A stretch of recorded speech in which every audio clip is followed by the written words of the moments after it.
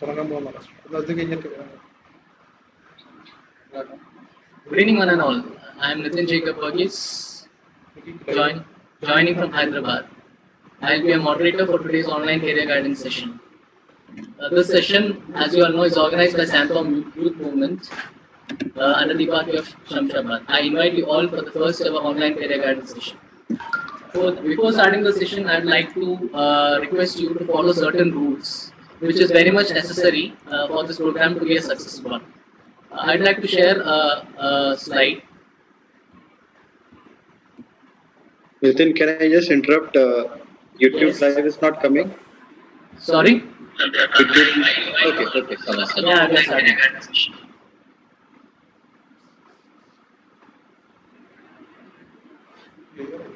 Yeah, so just brief through the instructions. So, participants are requested to mute their mic until and unless they are asked to or authorized by the host. Please follow this instruction because this is very much needed. Otherwise, we'll be facing continuous disturbances. So, I request you to mute your mic, and otherwise, we'll be forced to mute your mic because it might create a lot of disturbance, and our session might be interrupted for a while. So, I request you to mute your mic until and unless you're asked to speak. So the second thing is regarding question and answer session. Regarding question and answer session, you are requested to enter your queries through the chat box available. So you can enter your questions, whatever it may be regarding your career options or career doubts, and Dylan sir will be answering all the questions. If in case, as time is always a factor, if he is not able to answer the questions, he will get back to you. We assure you, we'll share you the phone number and also the email address and the website. So he'll get back to you for sure.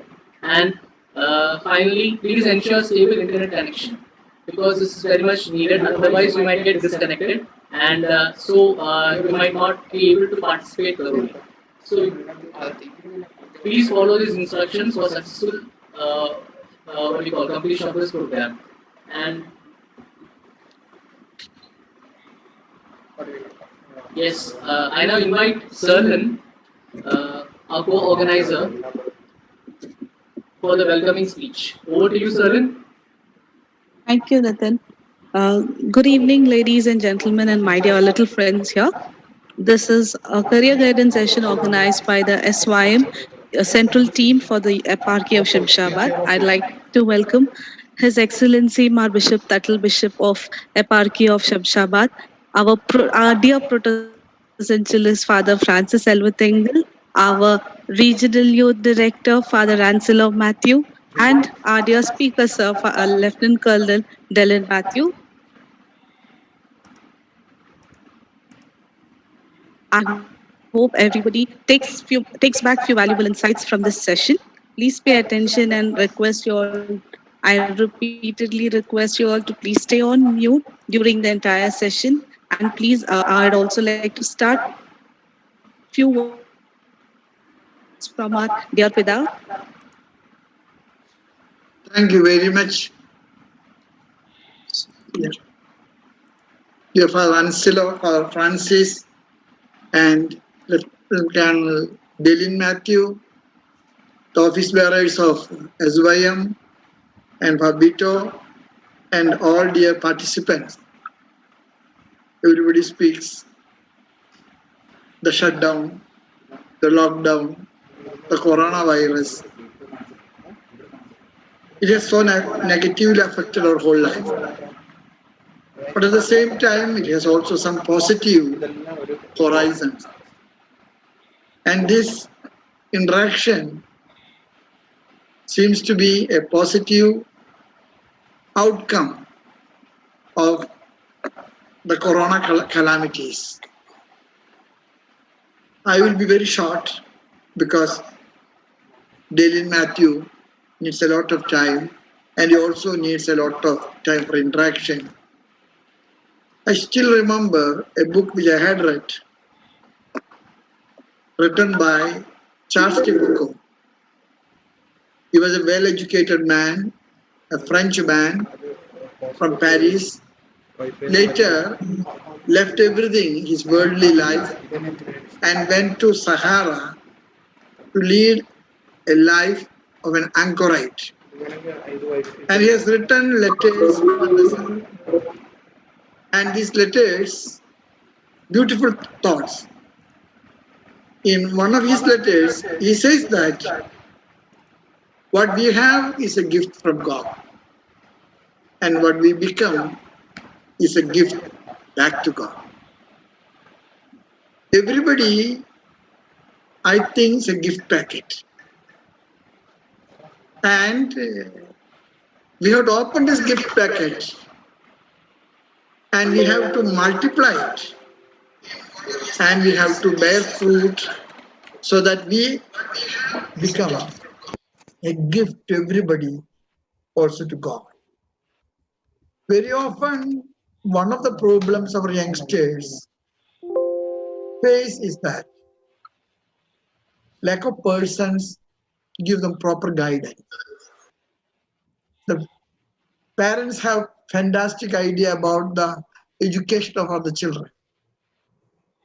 But sometimes the children are not interested to the courses for which the parents are opting. Here I think that Colonel Dylan Matthew is going to speak clarity over this confusion.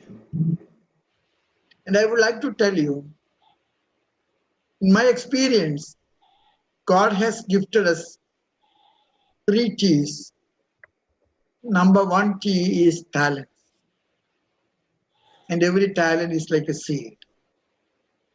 Number 2 T is taste, our interest. Number 3 T is our time. And I think guidance is required to find out our talent. There are a lot of infused talents in us. For example, music, artistic talents, sports talents, intellectual talents. You need somebody to guide you.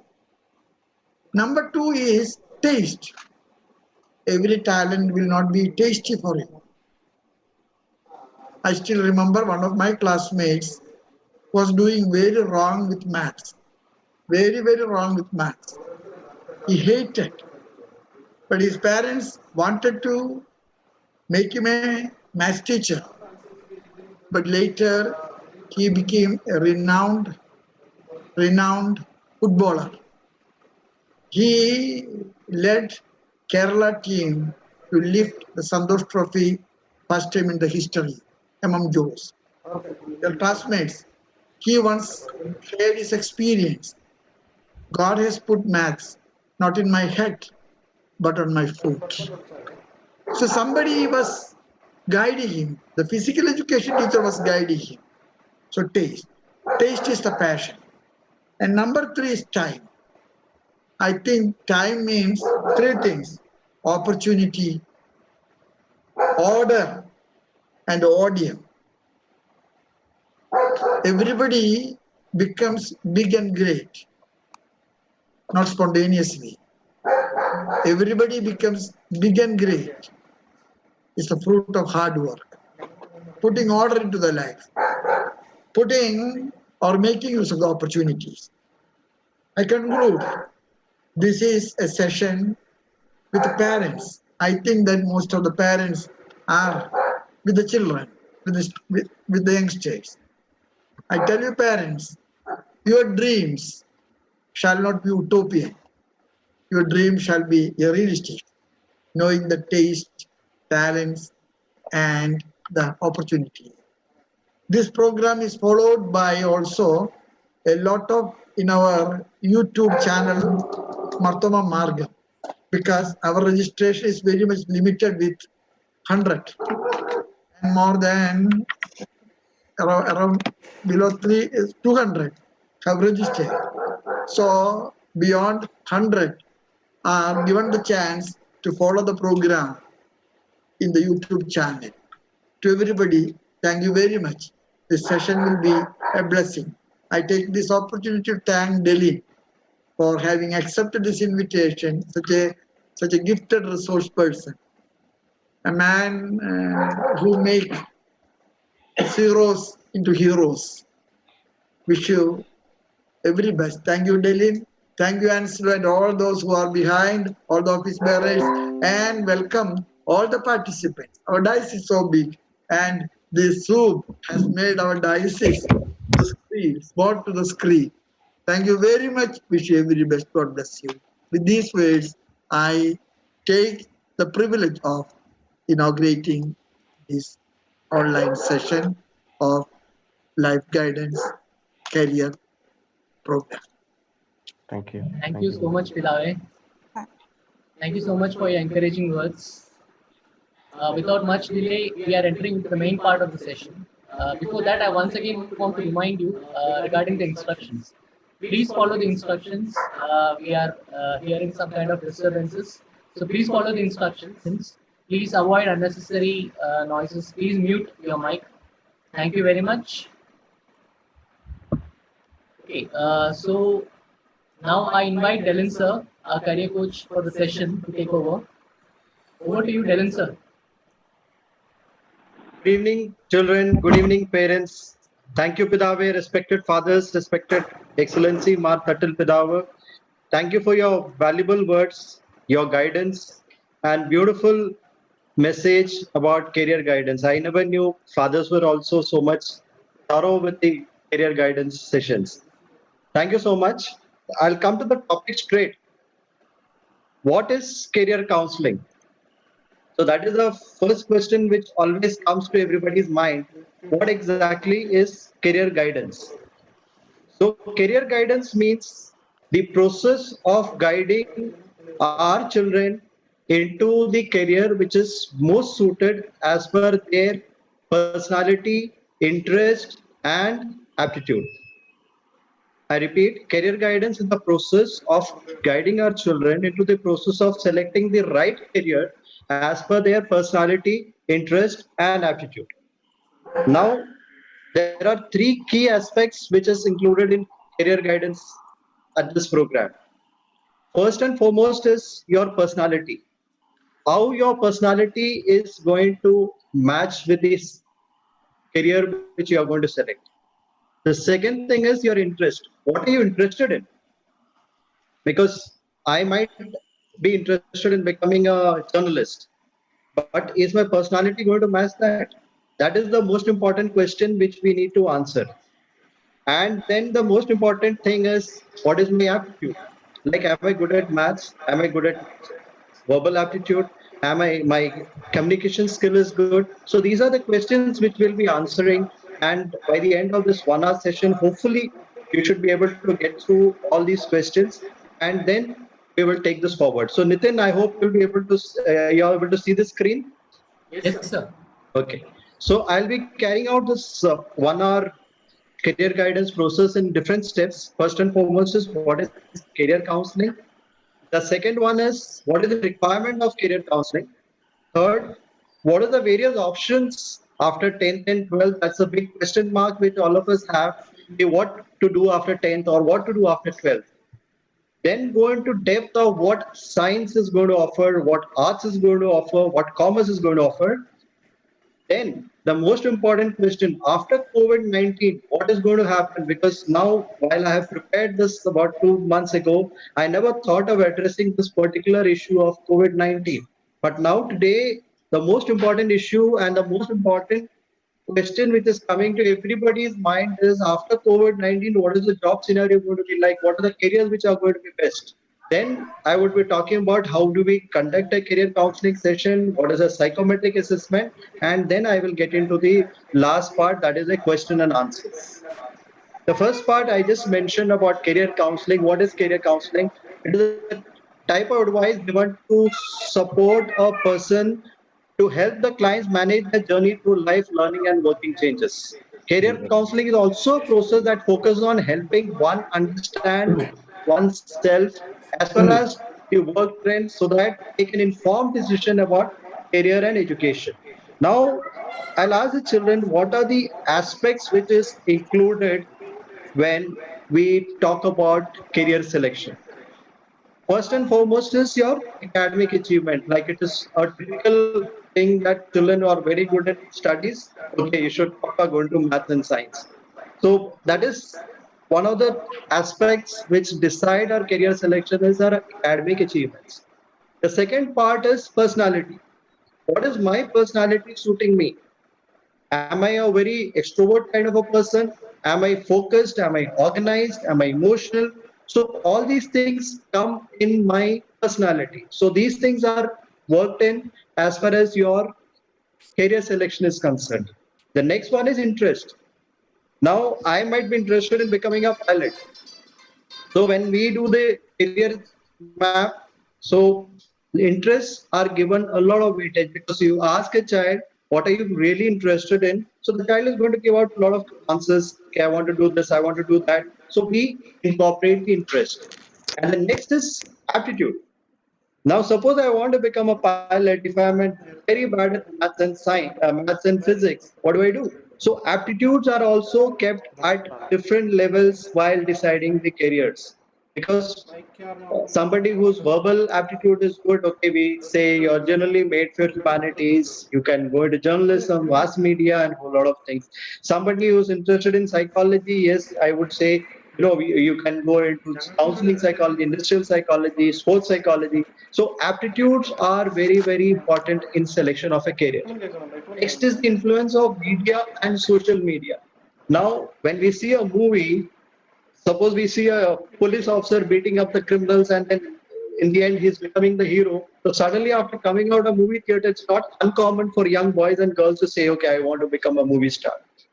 Similarly, social media also has a lot of impact. So the different posts which we see on social media suddenly takes us to that particular direction. Another major role which is played in everybody's life is the role of parents. Parents in most of the cases, especially our Indian parents and especially Keralites, a lot of parents do influence our decision. Like some of the parents who give only three choices to their children. Either you'll become an engineer, or you'll become a doctor, or you'll join a bank. So these are the three options generally the parents give in our society. So parents play a huge role in deciding which career our children should select. Next one is the financial status. Financial status, because somebody from an affluent family has got a different outlook towards life. Somebody who just struggled to manage to get through their 12th standard will immediately like to pick up the job. They might even go for a diploma certificate because after diploma, immediately there is an employment. So your financial status plays a very important role.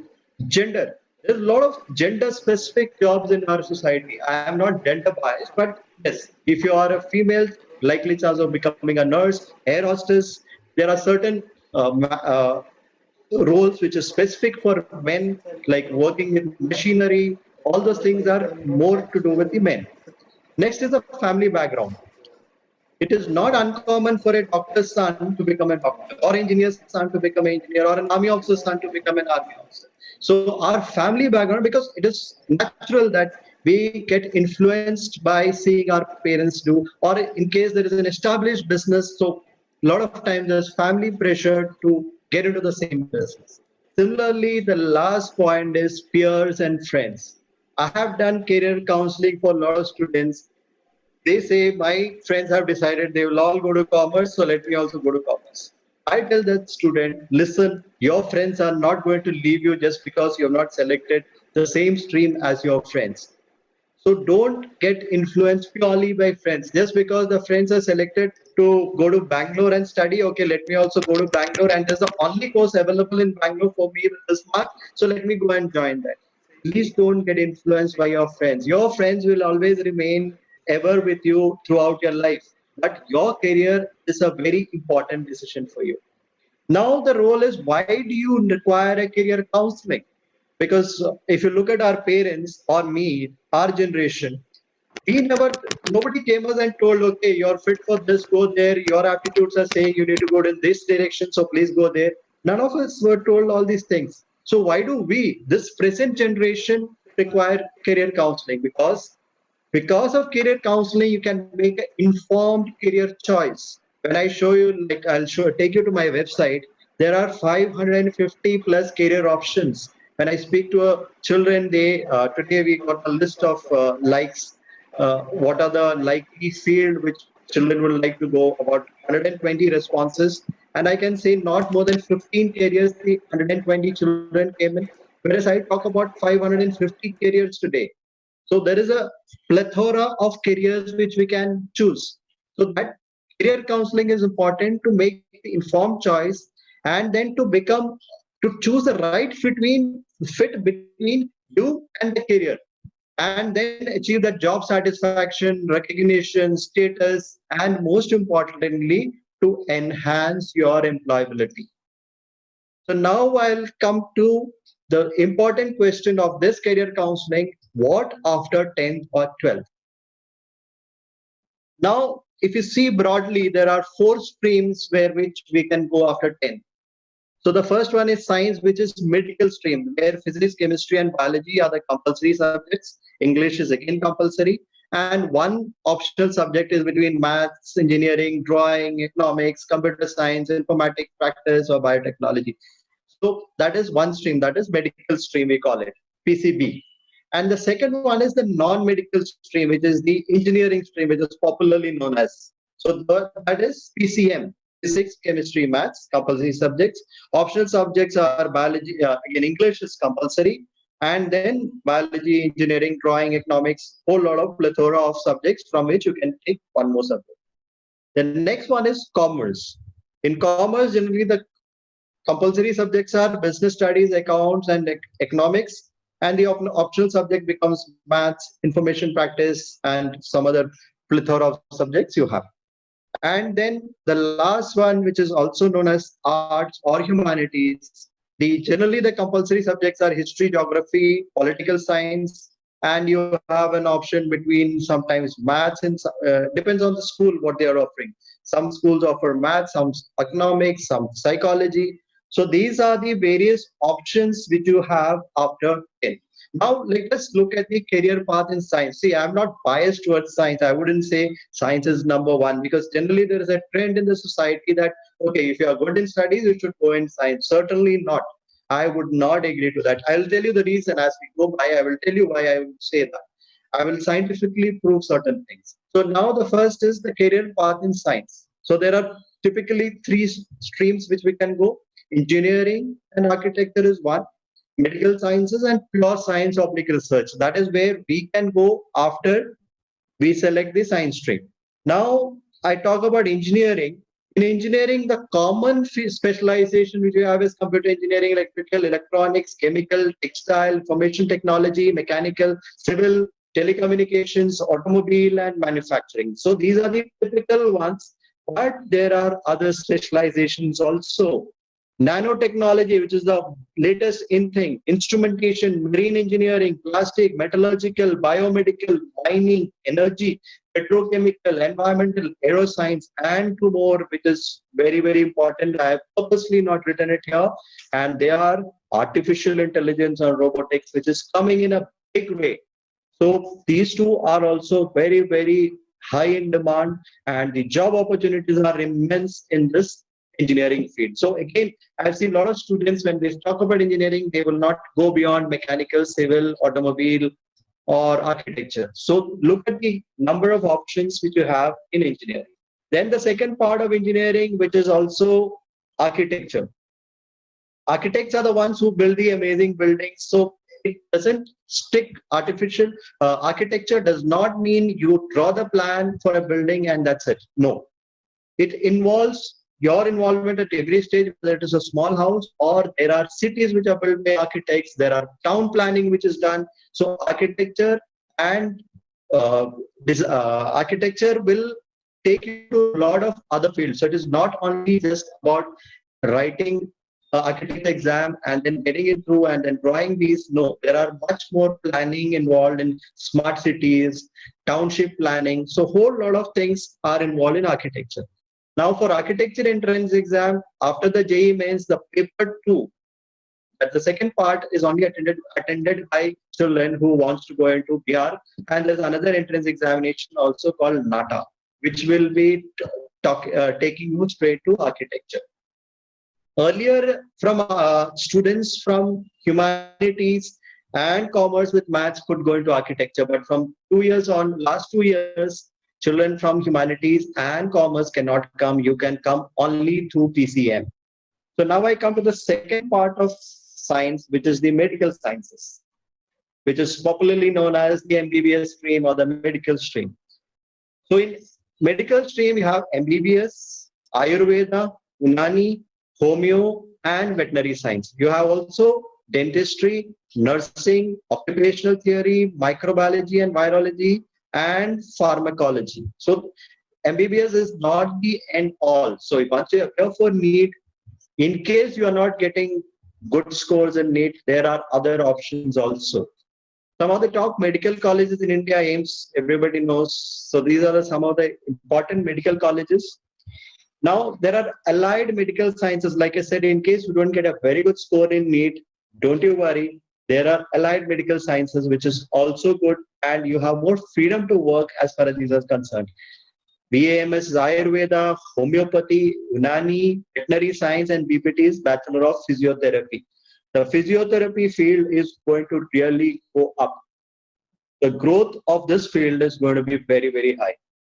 So, but all the entrances have been clubbed with NEET now. So appearing for NEET, including AIIMS, even AIIMS now have clubbed with NEET. So only for JIPMER Pondicherry Medical College, except that all entrance examinations is through NEET.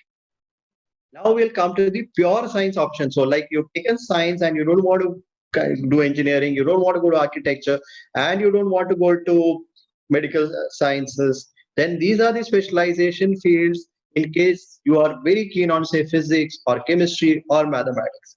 But physics, you have astrophysics, astronomy, biophysics, fluid physics, geophysics, molecular physics, nuclear physics, and optical physics. In chemistry, you have analytical chemistry, biochemistry, inorganic chemistry, nuclear chemistry, organic chemistry, physical chemistry, theoretical chemistry.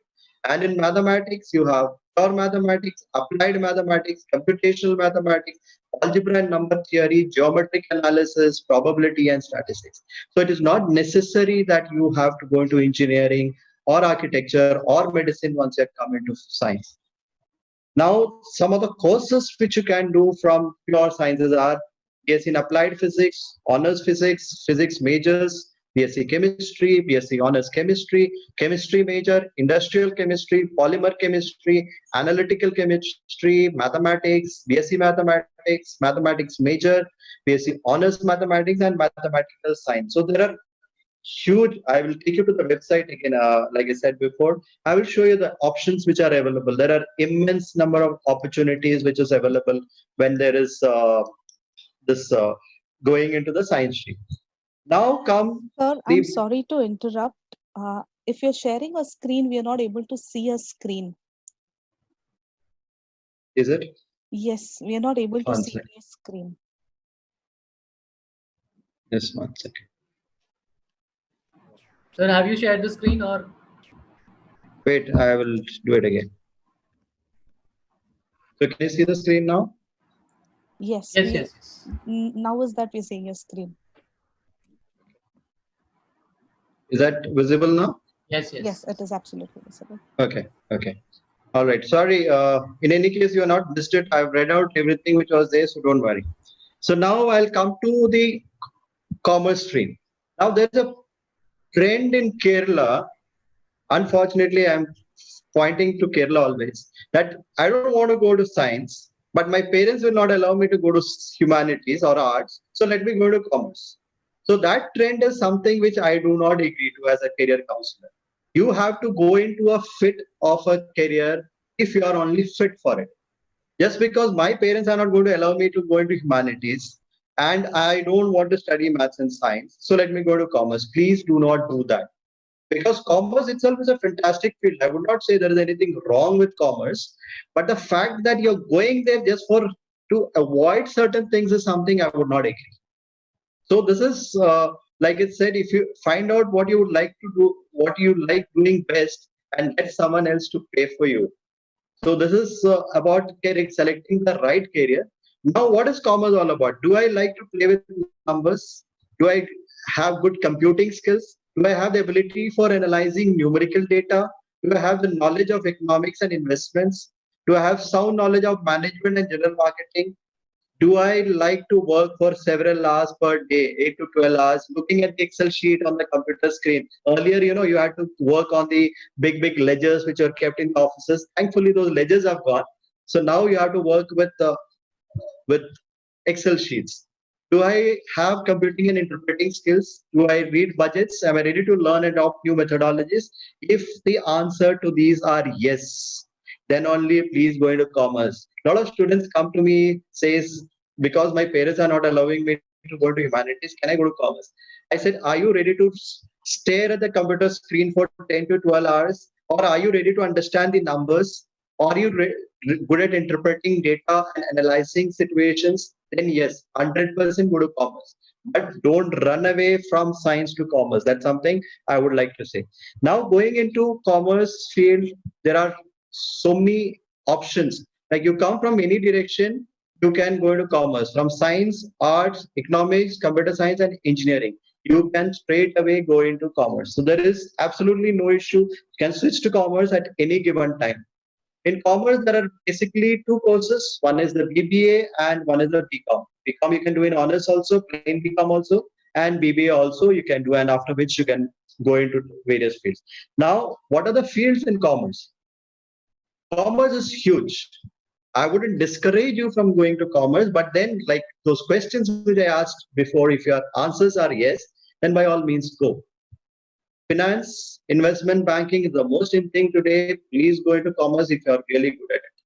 Marketing, human resources, operations. So these are the four major fields in which you can go. And in specifically chartered accountancy, all of you are aware, they work in the field of business and finances, and the job encompasses like auditing, taxation, computation, financial accounting. So this is what chartered accountancy is all about. But before you enter chartered accountancy, please understand the entrance prelims is very easy. Once you clear the prelims, the journey is not very easy. So if you're really good at maths and commerce simultaneously, then only please jump into it. Chartered accountancy. The career aspects in chartered accountancy are banks, public limited companies, auditing firms, finance companies, investing houses. You can do your own practices and have your own legal firms. Now, the second very good thing is company secretary. But company secretary is as difficult or as easy as chartered accountancy, I would say. There is in-house company secretary is an in-house legal expert or a compliance officer. Basically, if you say he or she is responsible for all the rules and regulations which that company is supposed to follow. Now, the future prospects of company secretary are self-employment.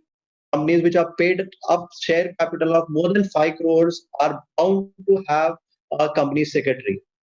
And then corporate advisory services, financial management, capital market, and investor relations banks. Another very interesting field here, which most of you wouldn't have heard. I've interacted with a lot of commerce students, but most of them have not heard something called actuary. Actuary, or it is also known as actuarial science. It is a combination of mathematics and statistics. Now, if I just put plainly across what actuary is, something like when I go for buying an insurance policy, suppose I want a cover of 1 crore rupees. So somebody is sitting there and calculating, okay, I'm 46 years of age, how much premium I should be paying per month. Now somebody, a friend of mine who's also 46 years of age, he also goes to the same company and asks how much premium I should pay. What I'll be paying and what he'll be paying will be entirely different premium. Now, how they have calculated, that is where these people in actuarial science actually come into play. What they do is when they talk to me, ask a lot of questions. Okay, do you drink? Do you smoke? Which car do you drive? What are your social activities? What is your job like? How often do you travel? Do you do international travel? So whole lot of questions they ask and then find out for themselves how exactly this guy is at risk. What is my risk to life?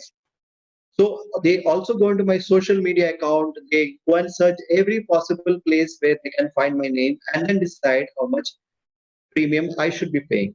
At the same time, the other person about whom they have inquired is driving an Audi car and I'm driving a Alto car. So the difference is my risk is much higher than him. So my premium amount will go high.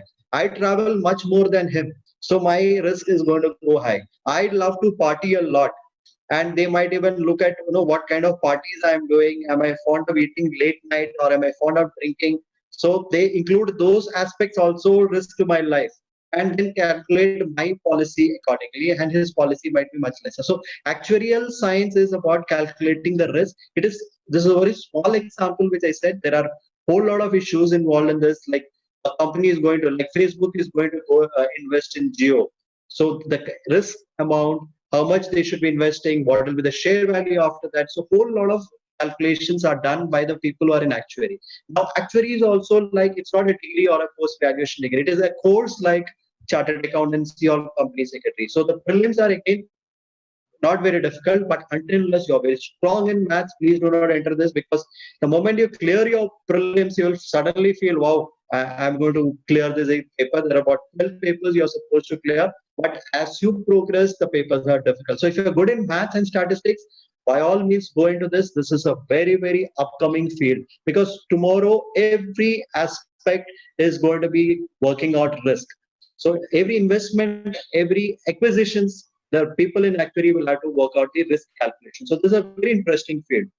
The future prospects are insurance company, firm of consulting actuaries, authorities like IRDA, which conclude the insurance, asset liability management companies, large banks and investment firms like World Bank, pension banks and employee benefit companies, software development companies, actuarial BPO companies. So there's whole lot of scope if you get into actuaries. But like I said, unless your maths is very strong, please do not venture into it. But if you venture into it, study hard, if you can get to it, you will do really well. There's a very, very upcoming field of future. Next one is CFA, very popularly known as Chartered Financial Analyst. Is a professional credential offered by CFA Institute. Again, this is a course which is after completing and passing CFA program, one will be bridge academic theory, assess current industry practice, and learn ethical and professional standards to provide a strong foundation of advanced investment analysis and real world portfolio. So this is CFA. What is the prospects? You can go into banking, corporate finance, equity investment, portfolio management, and wealth planning. So these are some very interesting prospects. Some of the other career options in commerce is accounting, auditing, finance, stock broking, taxation, insurance, and banking. So this is a very, very interesting field. Please get into it, but only if you're made for it. Don't jump because your parents are not allowing to go to humanities. Next one is careers in arts and humanities. Here is my favorite topic, because there is a misnomer amongst us that if the child is not good in studies, okay, he or she can go into humanities or arts. Or if it's a girl, okay, let us go into arts. There is nothing much kept there, so she'll take a degree, post degree, and then get married. This is not the case with humanities. I can tell with conviction. Day before yesterday, I was speaking to a student who's likely to score. She said very clearly that she is likely to score 97% in physics, chemistry, maths in 12th. I told her, after I spoke to her and did her analysis, I said, you are not supposed to be going into science. You are into humanities. And she readily accepted the offer because her English skills were too good. And she was not a maths kind of a person or a science kind of a person. She was more into literary skills. She was very fond of writing poetries, poems, prose, whole articles. And she was also interested in getting a book published. So I said, then what are you doing in science? And most likely 99.9% she's going to pursue her graduation in psychology in her after her 12th results come. So I'll talk about career in humanities. It might not sound very interesting, but there are a lot of interesting fields in humanities. Historian, heritage preservation, heritage conservator, restorer, museum curator, archivist, art dealer, art gallery director, art critic, book public journal editor, documentary editor, and fine arts handler. Now, if you go to political science, there is a huge, these are the persons who generally make the policies all over the world. There are public policy analysts, politician, political aid, lobbyist, diplomat, financial or economic analyst, economic developmental officer, customs officer, foreign service officer, social policy program officer, and psephologist. Psephologist is the one who studies elections. So whenever the elections are on, you'll find on the news channels a lot of experts sitting and talking. Those are the psephologists, someone who studies the elections. Now, there's a very interesting field called psychology. Now, psychology always does not have to be connected with counseling.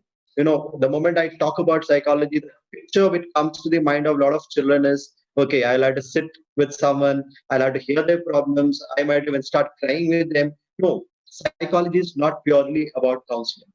It is also about today in every aspect of life, psychology is touching, whether it is in marketing. When a store is opened, there are psychologists employed to find out this particular item, okay, Harpic should be placed at what level on the entry or in the backside or at the billing counter. So you'll find most of the non-essential items displayed near the billing counter because that's the place where you are going to spend the maximum time. And while standing in the line, you'll tend to pick up those attractive non-essential items. The most essential items will be hidden somewhere behind because they know in any case it is there in your list. You will go search for it and pick it up. The non-essential attractive items will be kept in such a place where you will bump into it and pick it up.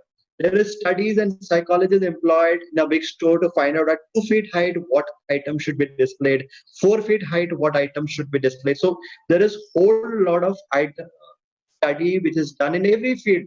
The Coca-Cola bottle, shape of the bottle, the color. Like if you see, most of the restaurants have red color. Why is it red? Because generally red is connected with hunger.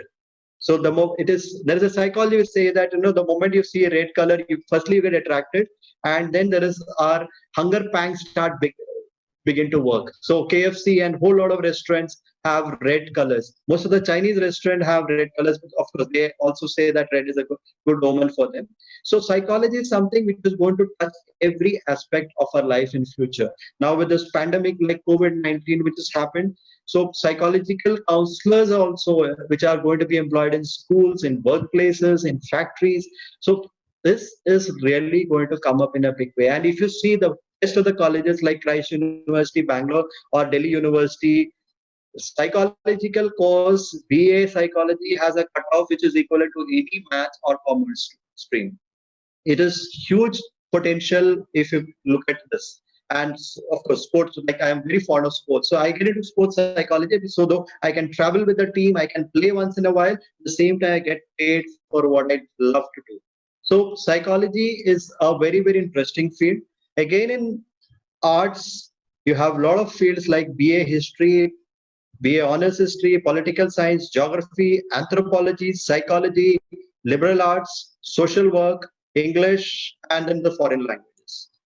Now, if you see here, an arts graduate is always a better leader.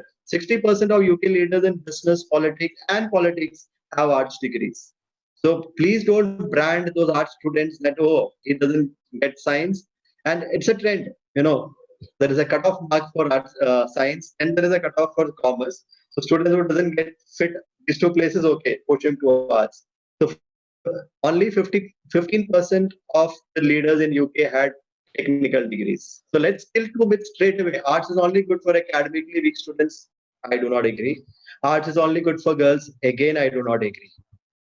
Now, let us see what are the neutral career options from where you can jump from any direction, whether it is arts, science, or commerce. One is liberal arts. Most of you would not have heard this terminology called liberal arts.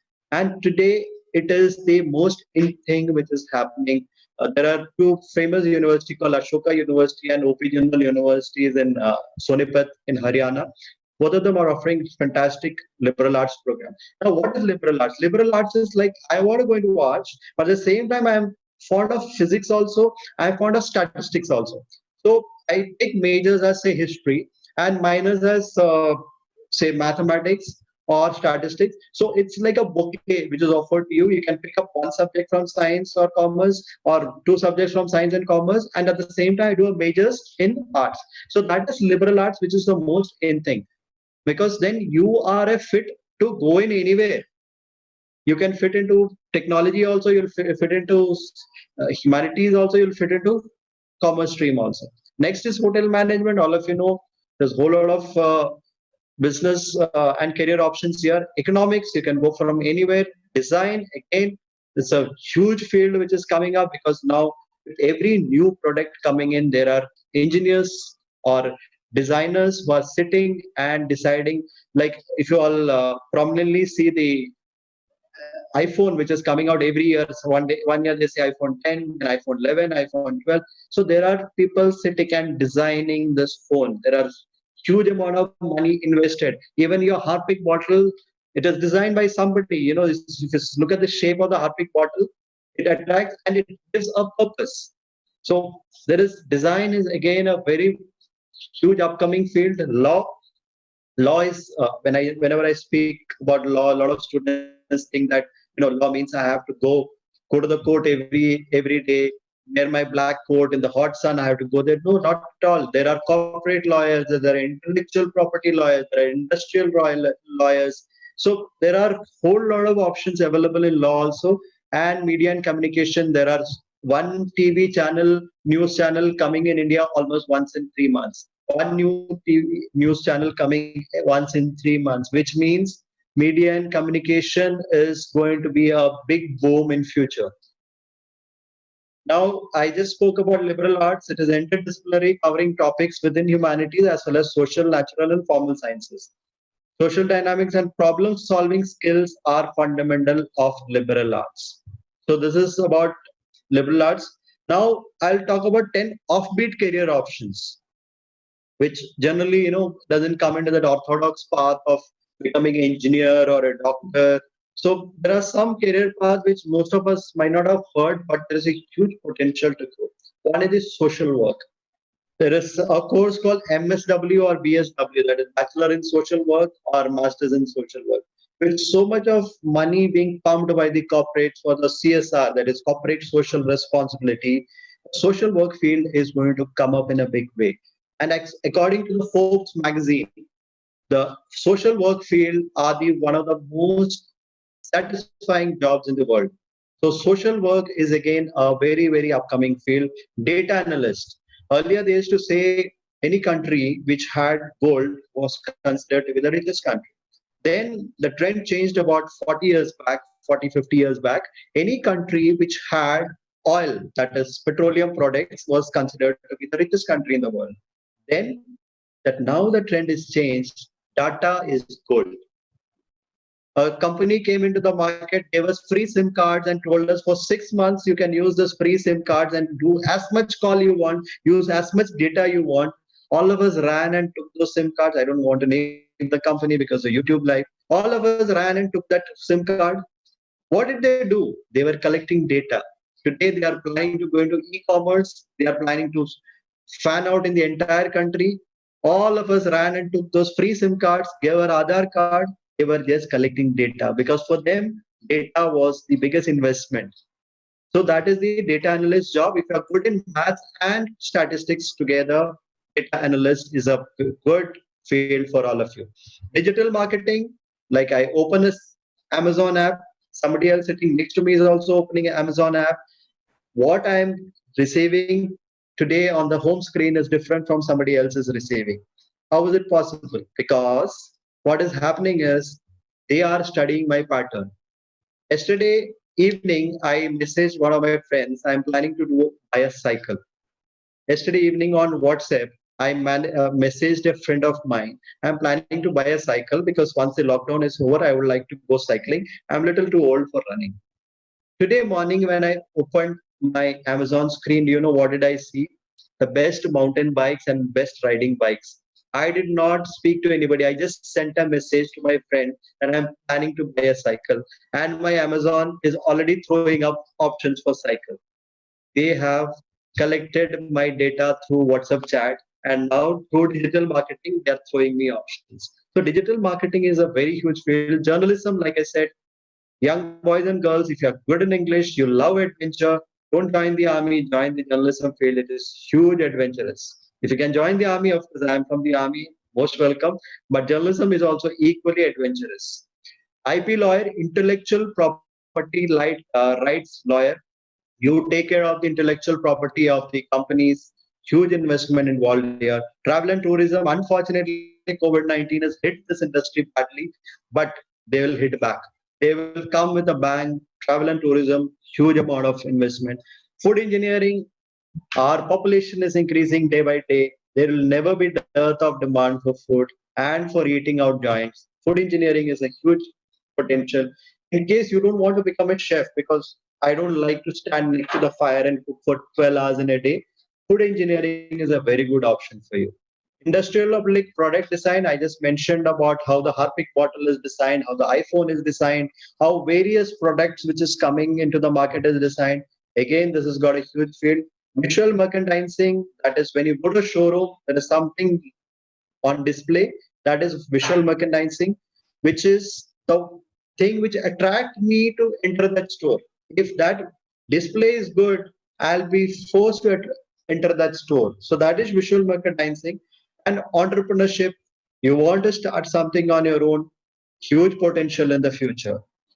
Now I'll come to the main topic of today. I wouldn't say main topic, impact of COVID-19 and artificial intelligence.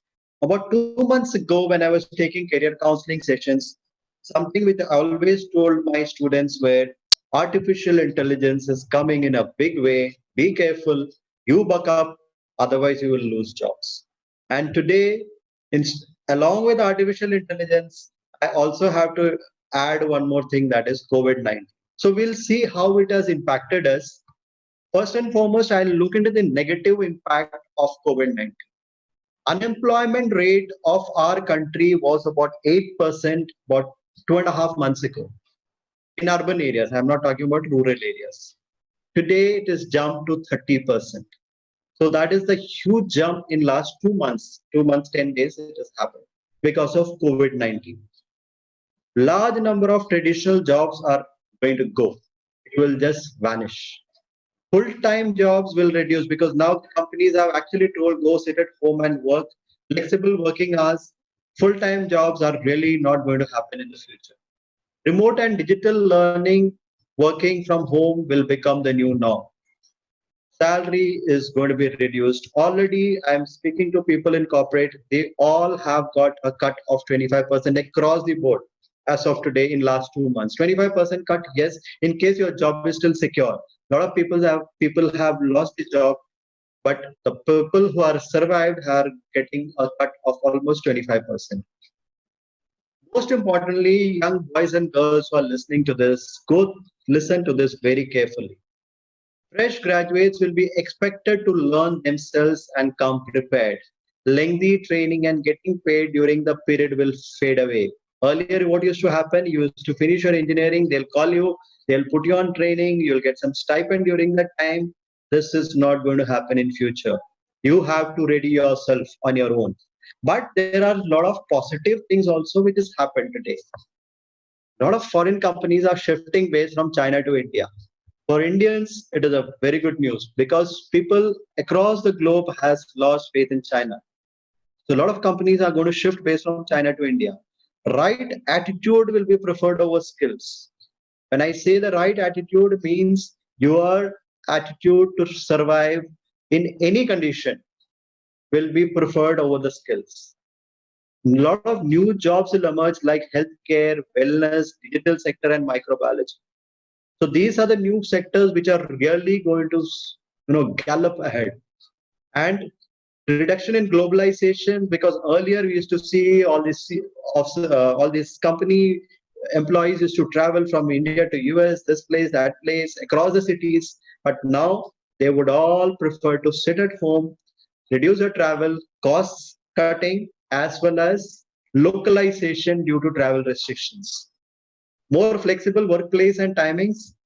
Freelancers and contractual workers will be more in demand because company will not be happy hiring someone, giving him a medical benefit, insurance benefit, travel benefits, as well as his salary. So they would say project-based freelancing will be very, very in thing in the future. Now, the most important thing all of us you'll be asking is, what is expected out of you? I have been attending a lot of webinars on what is the future after COVID-19. Everybody says one thing: be ready with your soft skills.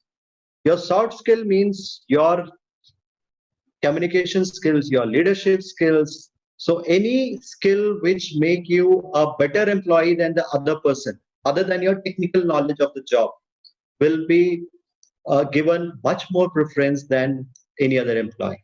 Reskilling and the ability to learn any new skills quickly will be an added advantage. Now, I can't say, okay, I've done BCom, I am not going to do anything other than accounting in the company. No, I cannot say that. Today I'm sitting in accounts, tomorrow you say, oh, buddy, you're a smart chap, you do one thing, tomorrow onwards you get into the sales team, we'll brief you how to go about it, tomorrow onwards you take on the sales role. You can't say, no, I've done BCom or I've done accountancy, I can't do that. No. Reskilling, switching jobs will be very much required if you want to save your job. Another aspect is almost every business will need to also readjust themselves with the emerging trends. If you see, a lot of shops who are selling even hardware are today selling masks, sanitizers, and whole lot of things. Why? Because that's a market demand today. Nobody wants the pain today. Everybody will come and ask, do you have masks? Do you have sanitizers? That's the most thing. So everybody has become a entrepreneur in selling masks or sanitizers or things which are going to help in the future. So every business organization will be needing to reinvent themselves, and there'll be increased focus on hire people with the right attitude who can learn new skills faster than others. So today I find, okay, you are able to pick up a skill much faster than your neighbor. The neighbor loses job, you come, I'll give you a separate role. So these are the various aspects which are going to be considered when you are talking about COVID-19.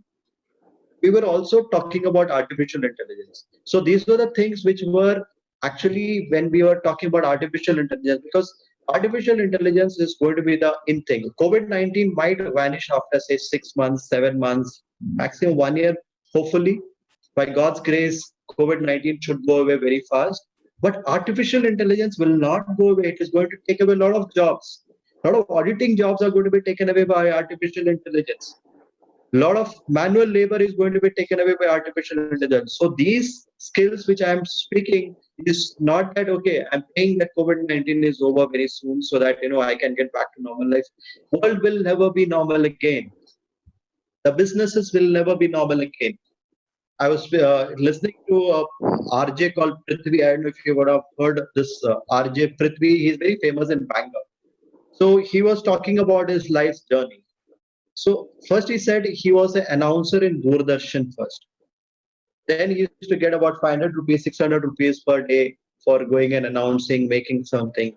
Then this whole boom of FM radio came. So initially he was given a small job there in FM radio. He started announcing. Then FM radio started picking up.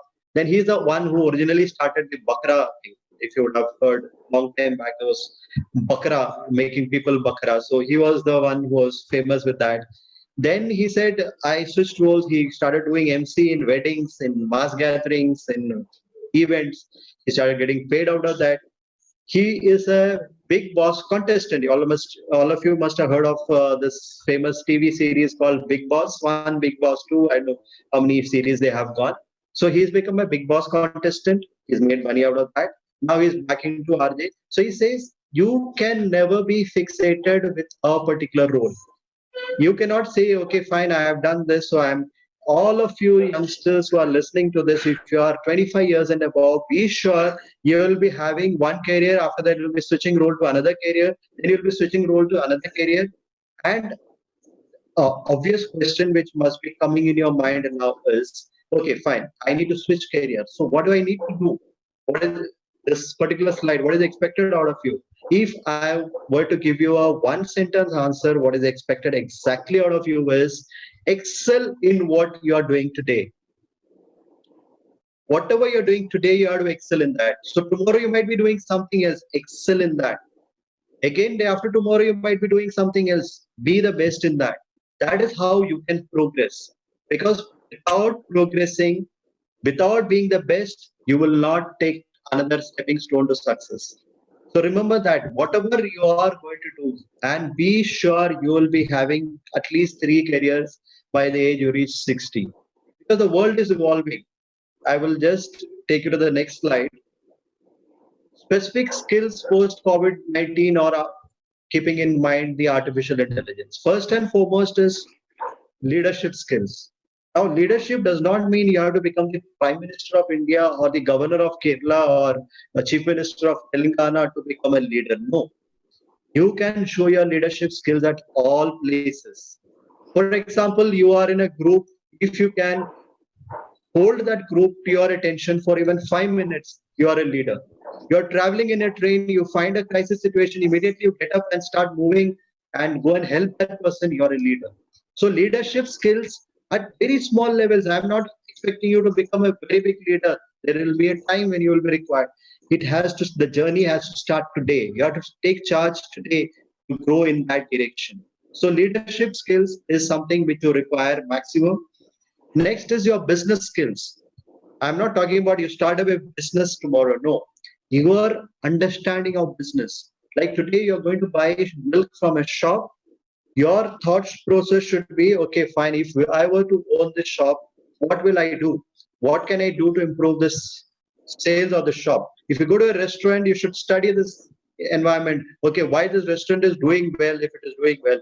Why there is no customers in case there is no customers? So that is how you should be thinking. The young boys and girls must be thinking in those lines. Next is high level of reasoning and analytics.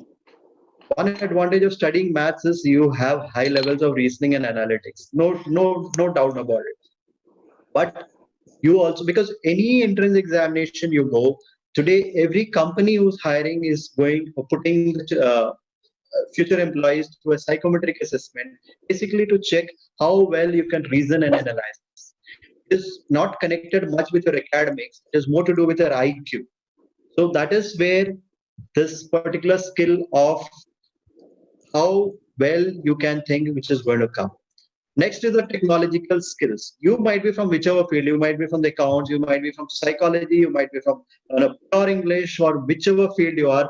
Technology is the future of tomorrow. It is the future. It is going to remain throughout. You have to reskill your technological skills. If you have not studied it, there are n number of courses available online. There are websites like Udemy, edX.org, Coursera. There is n number of websites which will give you certifications, small certifications. Go in there, take small certifications, start learning technology. There is nothing called I don't know technology as far as youngsters are concerned. I give you a smartphone, immediately you will tell me 10 features in my phone which I don't know. But then that has to be converted into real matters also. It is not about knowing your smartphone well. It is about understanding every aspect of technology to the best of your requirement. Next is adapt to changes. There will be a whole lot of changes which will be happening in this world. Please adapt. Have faith in God. Your God will protect you. Have full faith in Him. If He has brought you till here, if you have walked this path so far, be rest assured you will walk further also. And most importantly, never give up attitude. Today might not be a great day. I can tell 101 success stories where people have succeeded at the age of 67. Colonel Sanders, who established KFC, all of you must have eaten KFC chicken. It is started by an officer called Colonel Sanders in USA.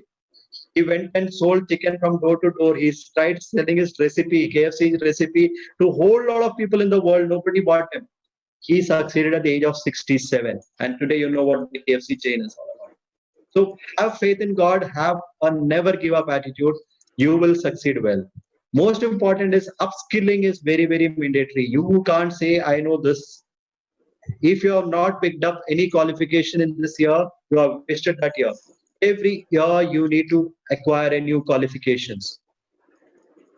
A quarter of people losing their jobs because of automation. So artificial intelligence is going to come in a big way.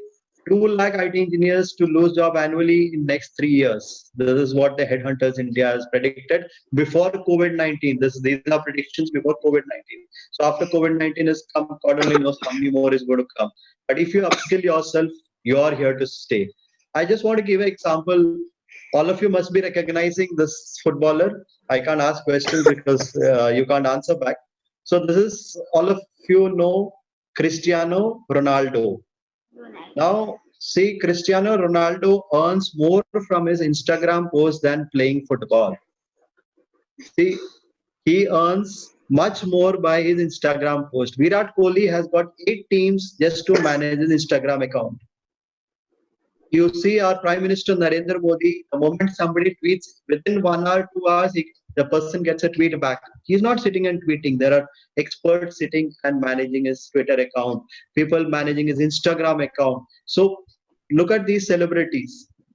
Even though his primary role is to play cricket, he's earning much more from his Instagram posts. Same is Virat Kohli. There are celebrities who are earning in this field. I've spoken to a lot of students while career counseling and asked them, what do you want to become? I've got answers like, I want to become a YouTuber. I'll just show you the next. I'll just come to this. Look at this. In 2009, there was a cameraman who was shooting a film like this. And in 2019, you don't require a helicopter. You don't require a person like this. Whenever you go for marriages also, you find this whole thing happening. There are drones going and flying all over you when you're eating your meal while attending the marriages. So this is why you need to skill yourself. In 10 years, both the pilot and the cameraman both have lost their jobs. Of course, the pilot might be flying somewhere else. But the fact remains, we have huge potential if you are ready to learn. Cyber security, because a whole lot of hacking things are happening, cyber security field is really coming up. So, ladies and gentlemen, if you have any little bit of bent of mind towards technology, start acquiring certificate. Don't say I've done BA, so I can't go into cyber security, I can't go into computers. No, I do not agree. You can take certifications. People don't look at your qualifications today because children with gold medals cannot make one program. So they look for skills. They don't look for your marks. Here, I was talking about YouTubers. Ryan Kaji, an 8-year-old boy who reviews toys on YouTube channel, Ryan's World, has been named the highest earning YouTuber for the second year in a row by Forbes by earning 184 crore rupees in a year. An 8-year-old boy is earning 184 crore rupees in a year. I'm not saying all of you can do it, but again, coming to the same point, whatever you're doing, do it the best. You want to become a YouTuber, by all means, go ahead. But what have you done today to become a YouTuber? Have you done something? Have you done any research? Have you gone in that direction? A lot of children come to me and say, I want to become a YouTuber. What are you doing? I'm watching YouTube. That's okay. You need to watch YouTube, but you need to go ahead also of that. Google, did you know that almost 14% of Google employees have never attended college? So, these are certain revelations which I want to give you because this is a field. Today, world doesn't ask what have you brought in terms of paper. Of course, if you can get good marks, absolutely all right. I won't say don't study. You need to study, but you need to upskill yourself. So that is about this thing. I'll just briefly tell you about what career counseling process we have. I'll just take you through my career counseling website so that I'll show you more career options which are there. Can you see my screen, Nitin? Okay. Yes, okay. sir. Okay. So I was just talking about 550 plus career options. So I'll just click here and then show you some more options for people in science, humanities, and commerce, what all you can do. So some of the very, very interesting fields I will be speaking about. Just give me a minute. Okay.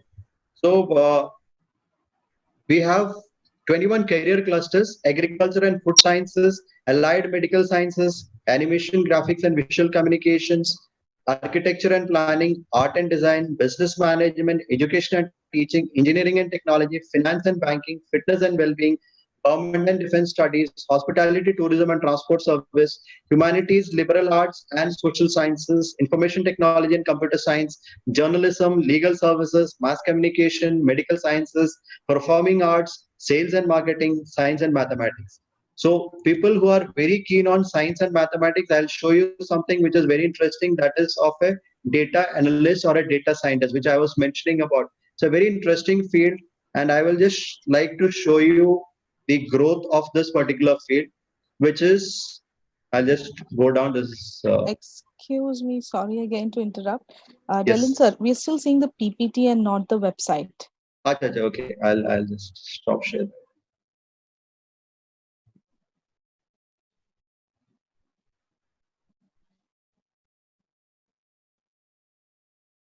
Okay, you can see my website. Yes.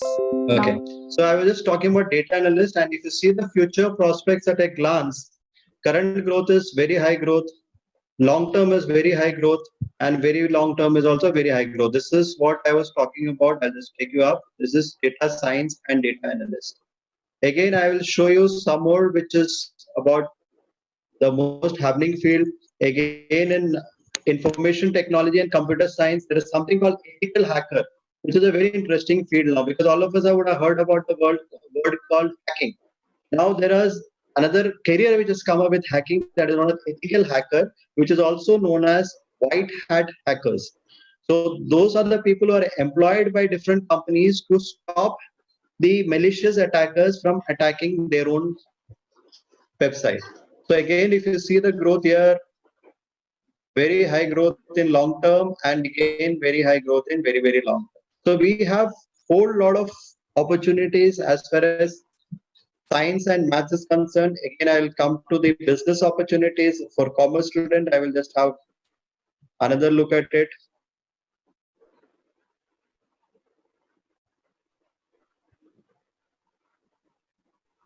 Here, business and management, you have actuary, which I spoke to you about some time back, administrative manager, agri-business manager, business executive, business manager, entrepreneur, event manager, family business leader, human resource manager, international business manager, marketing professional, operations manager, production manager, supply chain and logistics, and waste management professional.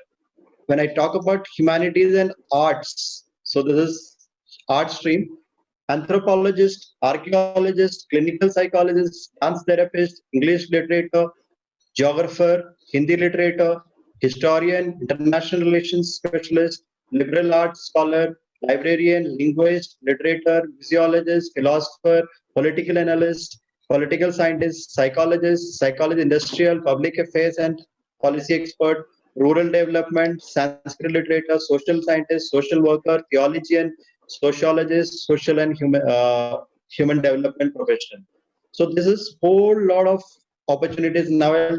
Children who are very good in language, advertising professional, mass communication, film editor, film maker, film and video designer, journalist, print media, media manager, production designer, professional blogger, public relation manager, publishing professional, and radio jockey. So this is about mass communication, journalism. We have fashion journalist, sports journalist, creative writer, copywriter, and journalist. Engineering and technology, I have already spoken of whole lot of field. Something which is very interesting is robotics, and then artificial intelligence engineer, business management. I have already spoken. Education and teaching, again a very high demanding professional. Academic research, counselor, education administrator, education technologist, school teacher. So these are the about 550 options which is available on my website. So any one of you wants to get in touch with me, you're most welcome, and I would love to take you through all these things at your leisure, so that telling you what exactly is going to benefit you. So I will just finish in another 3 more minutes, I think. Nitin, you can see my screen, right? Yes, sir. Yes. Yes. Okay. So some misconceptions about career counseling. I would just like to clarify some misconceptions. First and foremost, there's a lot of people who think that it is required only after 12th. Certainly not, because in 10th, a major decision to take which stream has to be taken. So career counseling has to be the most important aspect there. You can hear me? yes, sir. Okay. Second one is, there is a psychometric assessment which we put through. So it should purely go by psychometric assessment, I would not agree to that, because I would say you have to go by the personality, interest, and aptitude of the child. And psychometric assessment, which we take, is just one of the tests, which is one of the inputs which we take. Getting into the right career post college is a decision by one individual and one time effort. Certainly not, because there are a lot of students who want to change stream at some point of time, like engineering students. Now, most of the time, or science students, most of the time, what do I do after graduation? Is it pure science or management or humanities? So a good career counselor will be able to help you in deciding what is your field which interests you the most. And then getting admission in the right college secures future growth. Certainly, yes. Joining integrated college, getting into the right career, and me. So before I finish, I would like to give you some more good news about India. Today, India is the youngest country in the world, which means 54% of the population today is 25 years of age. So you all are in the right time. You might be young boys and girls. Please don't think that, oh my God, I don't know what is going to be the future. India is not developing. India is not like this. India is not like that. Certainly not. You are in the right time. It's just that you need to upskill yourself. You are in the right period, in the right time. India is the third largest economy of the world. Remember that, after US and China. And about 2 months ago, India was the fastest growing economy of the world. I won't say today, because today it is a question mark because of negative growth. 2 months ago, India was the fastest growing economy of the world. Indian education system is considered to be one of the best in the country. Please do not curse the Indian education system. If you see, large number of leaders in US, UK are from India, and they give the credit to the Indian education system due to which what they are. And we are the emerging nation of the world. So that is all about my talk, and that's about it. And thank you once, everyone. And Serlin, I would like to take questions. I have not seen the questions, so if you could say it out, I would like to take it. So one of the first questions is, should I go for NDA even though I have spectacles? I am planning to treat it, but is that still an option with a deficiency in the eyes? Okay, who is this? This is Anyhow, Answer. forget it. Forget the name. I would say NDA is certainly a very good option. I have gone to NDA, so I love that place. Even though the training is very tough, but still I would say it's the best opportunity, because at age of 18, your parents have, once you have entered that gate, then your life is secure for till the age of 60. So from 18 years of age till the age of 60, if you are alive, you are secure. Okay, so that means it is one of the most secure things you can do after your 12th. Your eyesight, you did not mention how much is your eyesight, till plus or minus 3. In each eyes, they take you to NDA. So for army, there should not be a problem until unless your eyesight is more than plus or minus 3. Then it should be a problem, but I don't think that, because plus 3 or minus 3 means you will be literally wearing those soda glasses. So in case that is not an issue, 100% go for NDA. I would say that is the best opportunity for you. All right, Sally, next question. Next is Abel Xavier, who's asking, what are the suggestions that he can do after a master's in science? After masters in science, sorry, I've been okay. After masters in science, you can go for PhD, number one, or you can go into research in one of the fields, or you can straight away go for job opportunities in DRDO. If you're looking for a government job, there are Defense Research Development Organizations, ISROs, and there's a whole lot of government opportunities as far as your job opportunities is concerned. And ideally, if you're good in science and if you're finished your masters, I would recommend go for PhD straight away, because even though it will take about at least 4 years, but then your opportunities will increase, your employabilities will increase, and teaching, going to colleges, but then you have to have a UGC clearance. So taking a PhD really increases your employability in case you are very keen on studies. Since I don't know you, I'm not too sure how keen you are on studying ahead. Next question, please. We Sir, have next just Austin a- asking, what are the main fields in NDA? Okay, Nitin. Yeah, can Yes, you Nitin. stop your screen share, sir? Say again. Can you stop your screen share? Acha. Okay. Sharing screen. Yeah. Okay. Okay. Thank What you. are the main fields in NDA? Probably he means to ask what are the other departments apart from being a soldier. Okay. I don't know why so many army questions are coming. I love taking on army questions. Uh, there is no fields in NDA. There are only three branches from where you go into NDA: Army, Navy, and Air Force. So NDA is the only premier institution. There are only two institutions in the world which trains Army, Navy, and Air Force, not soldiers, officers together. One is in USA, which is in the Sandhurst Academy, and second is in India, that's the National Defense Academy. So either you can go to, but then once you join NDA, you are already decided, because when you write the entrance examinations, at that point of time, you have to give a choice whether you are going to appear for Army, Navy, or Air Force. So once you join NDA, you are already decided whether you are going into Army, Navy, or Air Force. So after the NDA, you get your 3 years graduation, and then you go into Indian Military Academy in case you are in the Army. You go to the Naval Academy in case you are in the Navy, and the Air Force Academy in Dindigul, Hyderabad, in case you are in the Air Force. So that's only three fields. There's nothing specific in NDA. Once you go to Indian Military Academy, then there are a whole lot of branches in the Army. So we don't have to speak about it at this stage. If you are interested in Army, Navy, or Air Force, decide that and go ahead. Okay, we have next DSO asking from what age the psychometric assessments need to start for children. Okay, the psychometric assessment is applicable for 9th standard and above. I would not recommend anybody before 9th standard taking the psychometric assessment. It is applicable for 9th standard above. And I'll just speak a little more about psychometric assessment. Basically, we check three things in the psychometric assessment. One is aptitude. In aptitude, we check 5 different aspects. One is numerical aptitude, that is how you are in maths and science. Second is your reasoning, how you can analyze a situation and logically think. Third is spatial aptitude, that is your concept about design patterns and figures, basically to go into design field. Then next is numerical, verbal, mechanical aptitude, which deals with how you can work with moving machine parts and robotics. And fifth, which is a very important, is verbal aptitude. How is your communication skills? So that is the 5 things in aptitude. Then what we check is the personality. Personality is a lot to do with what kind of a person you are, whether you're organized, you are focused, are you a balanced person, are you emotional, are you competitive, are you very generous? So introvert, extrovert. So those are the things we check in personality.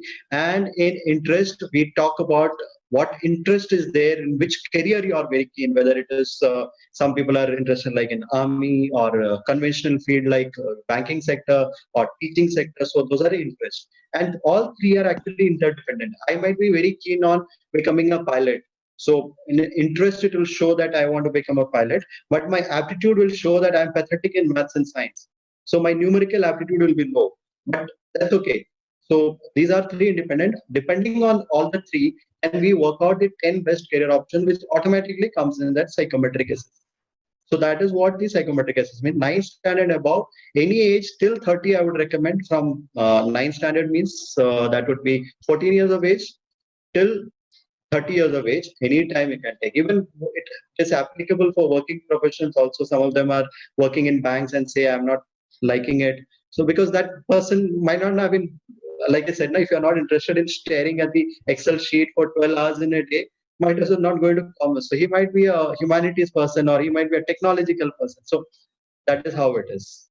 And at Okay. what frequency would you the Psychometric test is taken only once in 3 years. Once in 3 years. So generally we put it in 9th or 10th standard. Then till 12th we don't take it. So we don't do more than once in 3 years. That's how it is.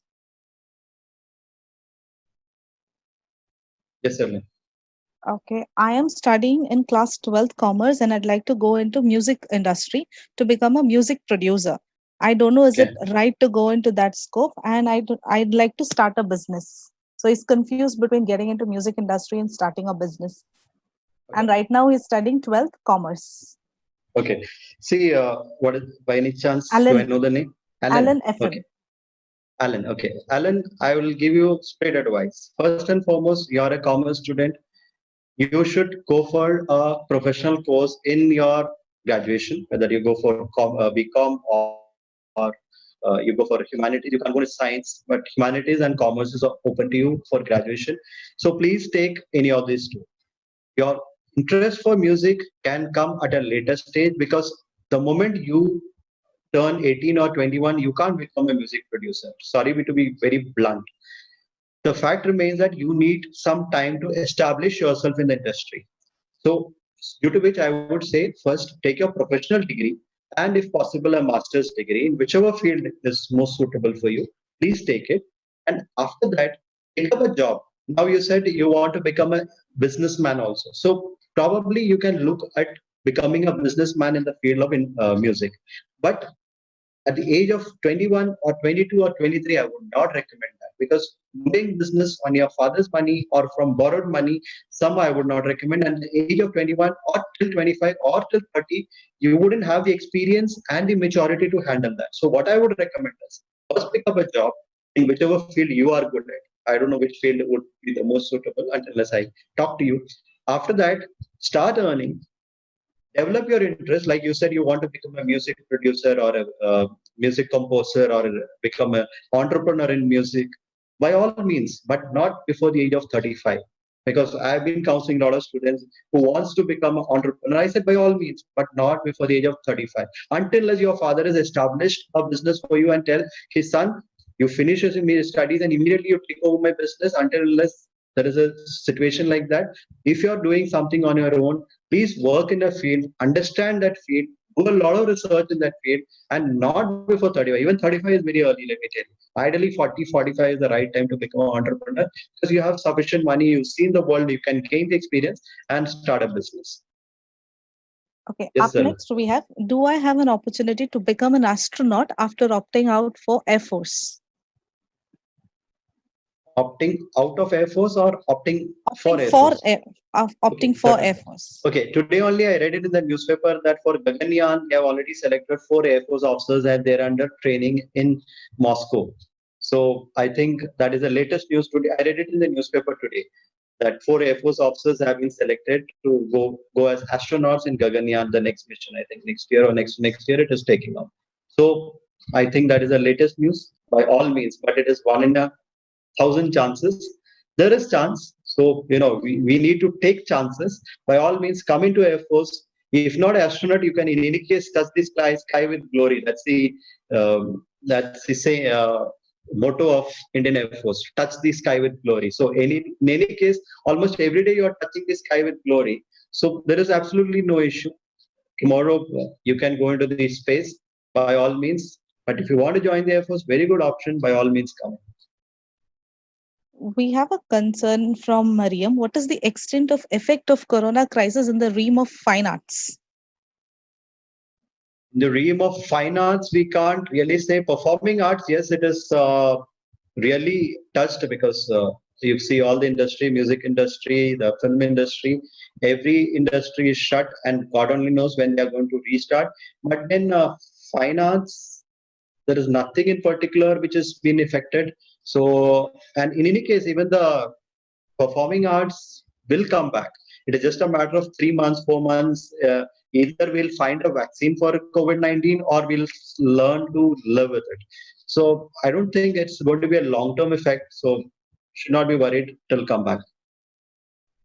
Okay, next, Bobby Mole says, I am interested to choose my profession as an advocate. Suggest if I should do it after a degree, choose a 5 or 3 years course, or directly after my intermediate. Is there a course that I should be joining? Yeah, if you go for BLLB, it's a 5-year course. If you go after your graduation, it's a 3-year course. I would recommend please go after graduation, because what happens is during graduation, a lot of your thoughts start getting clarity. You have more clarity in mind once you're doing your graduation, because at that point of time you might have a change of mind. Once you join for integrated course after 12th, then there is no looking back. So ideally, I would recommend go after graduation, because since she asked this question, I assume that she's not 100% sure of becoming a lawyer. If you are 100% sure as of date, by all means, appear for the CLAT, that is the Common Law Entrance Test.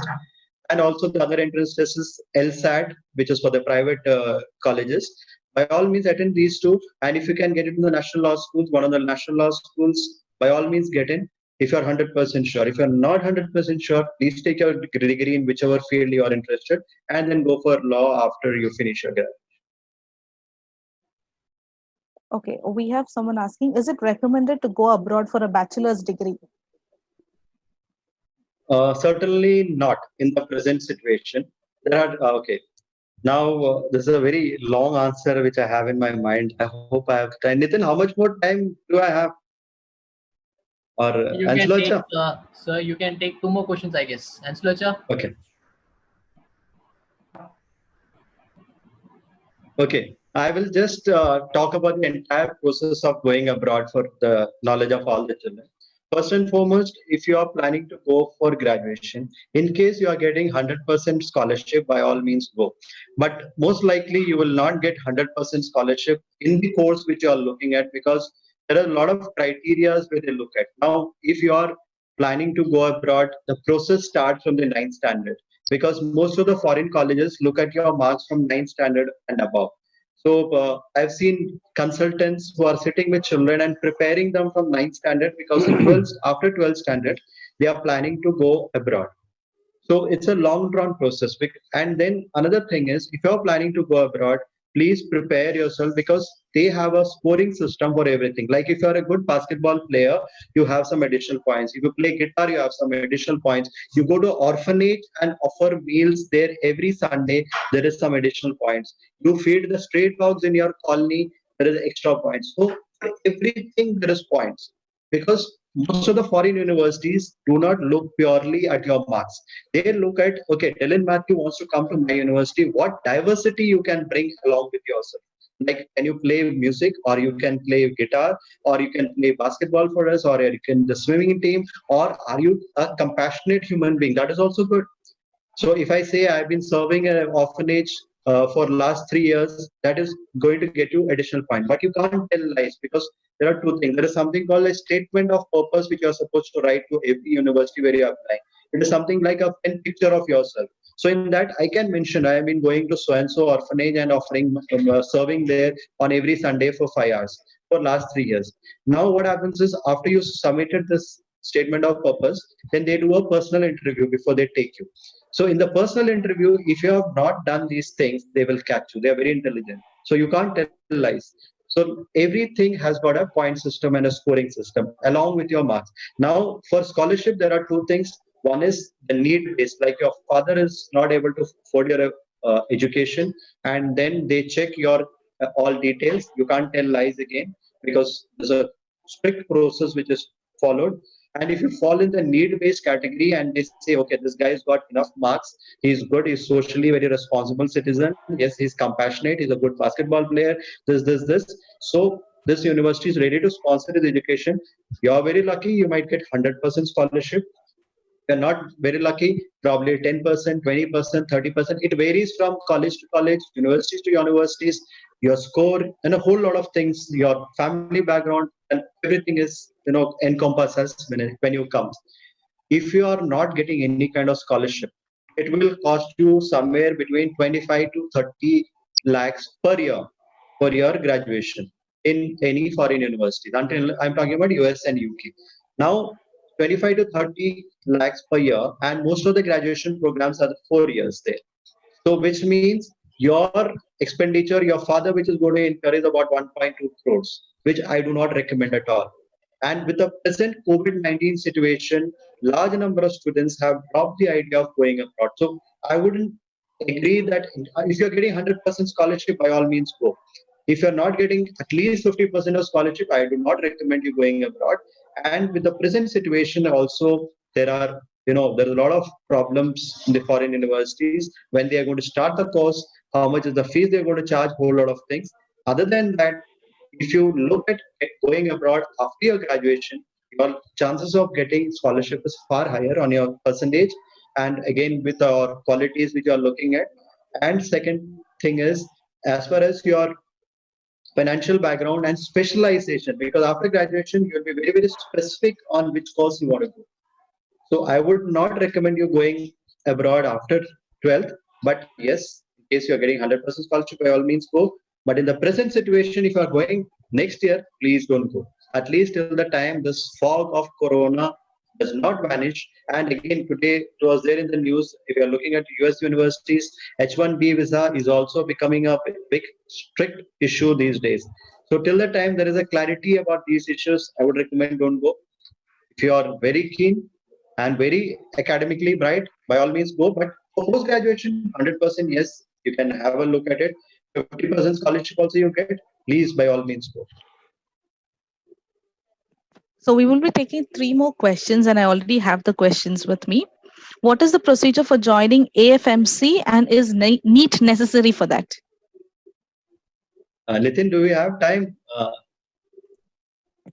Action permission granted. Yeah, Acha, okay. please continue. Okay.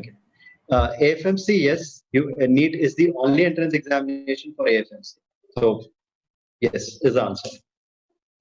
There is no separate entrance examination. Is there an impact in the field of nursing after COVID-19? Yes, one of the field which is really going to pay you very well after COVID-19 is nursing, especially in foreign countries. Because of COVID-19, the demand suddenly, everybody, all these developed nations thought that they were having a very good healthcare system, and they used to laugh at us Indians, saying that our healthcare is not in good shape. But COVID-19 proved the other way around. Their healthcare system is not able to support their own citizens and the non-residents of that nation, whereas Indian medical system has really done well. So nursing is certainly a very good option. But again, I would say why this whoever is asked this question, I would like to ask you, why are you looking at becoming a nurse? Why can't you become a doctor? Why are you underestimating yourself? That is my question. Nursing will certainly do well, but I would recommend this child, please work a little harder, do well in NEET and become a doctor and go abroad. Your salary will be 4 times more. Okay. Darling. Next, we have Sanal who says, my dad is a businessman. Our business is slightly based on engineering. Little confused. Should I opt for engineering, or should I opt for commerce like business management or a related stream in business? Okay, I would say looking at father, you should not choose your career, because your father will always be there doing his business. Let him do his business. You please do something of your own and stand on your legs, do well. You can join back your father's business at any given time. But more than that, I would recommend that you go a step ahead of your father and be more successful than what your father is. That is what I would recommend. If again, between commerce and science, I can't often tell him without knowing that person whether he should go to commerce or science. But whatever his interest, whatever is most suited for him, he should choose, not keeping his father's business in mind. Certainly not. Okay, the last question. I am an undergrad candidate having a passion in being a management consultant. What course should I pursue and where? Management consultant. So already undergrad. So Yes. she can go for MBA. He or she. Any can go for MBA. recommendations of good colleges in India for MBA? For MBA, there's whole lot of them. Now the best, we can say IIMs is the best. That everybody knows IIM is the best. If not IIM, then in Hyderabad, ISB is also a very good college, but the fees is slightly high, 25 lakhs. You don't get any course below 25 lakhs. So IIMs, ISB, and then if not, then Symbiosis is good, Christ is good, Xavier's is good. So whole lot of colleges are there, but I would say please try for IIM. Also for the commerce students in 12th standard, I want to say there is a beautiful course called IPM, Integrated Program on Management. This is conducted by IIM Indore and IIM Rohtak. There are only 2 IIMs which is conducting this course. This is a 5-year integrated MBA program in which once you get into this IIM, then you come out with 5 years integrated course BBA plus MBA. So all the students in 12th standard are going to 12th and likely to go to commerce. Please try for this IPM, that is the name of the course, and offered by 2 IIMs, IIM Rohtak and IIM Indore. Please try and get into that. If you can get into this, because then you're in IIM campus for a degree and a post graduation. You come out after 5 years, and let me tell you, your salary package will be very, very high. So this is the best option for somebody who is below 12th and below. But for a graduate, I would say MBA, but the best of the colleges. Don't underestimate yourself. That is what I would like to tell the students. Please don't underestimate yourself and go for a normal college here and there in your hometown or something. Because if you don't do MBA from a good college, it is not worth that MBA. So that institute matters a lot. So please look at IIMs, and a degree slower will be a Christ University or a Symbiosis or Xavier's, similar ones. That's it. That's it, sir. Yeah. Yeah. Sir, Thank you everyone. yeah, I found a question. Sir, I found a question on Marthoma Margam page. I just wanted to interrupt you for that, not so that you might stop the question answer session. Can I? Yeah, please. Yeah. I have completed 12th science now. I'm interested in medical line, but on the same hand, I'm also good in eliciting, debating, and leadership. I want to know a particular field which I could choose. Okay, it's a very tough question because without knowing you, I wouldn't be able to tell you exactly what is best suited for you. But generally, I've seen if your vocabulary is good, your English is good, you're good at debating, then I would recommend going to humanities. But the thing is, like I said, without knowing your skills, blindly saying you should go into humanities would be injustice. Nitin will have my number. You can contact me at some point of time. I would like to talk to you and look into the aspects. But generally, children who are very good in English, in language, in creative writing, debating. So either I recommend going to humanities, that is going to BA honors or one of those fields in English or anything, or then going to law. That is, you appear for CLAT and LSAT and go into law. Because if you say your English is good and you're good at debating, first thing which comes to my mind is you should become a lawyer. So, but then without knowing you personally, I wouldn't kindly say just go become a lawyer. So, but this is the thing which come generally to our mind when we talk to a student who says, okay, I'm very good at English. My communication skills are good. My debating skills are good. We would say, okay, we will have it in our mind. Yes, lawyer is a very strong option for it. Yes, Yeah, Nitin. thank you so much, sir. I don't think this session will end here. So I'll just share you the number, Darren sir's number. Okay. Francis Chacha, over to you.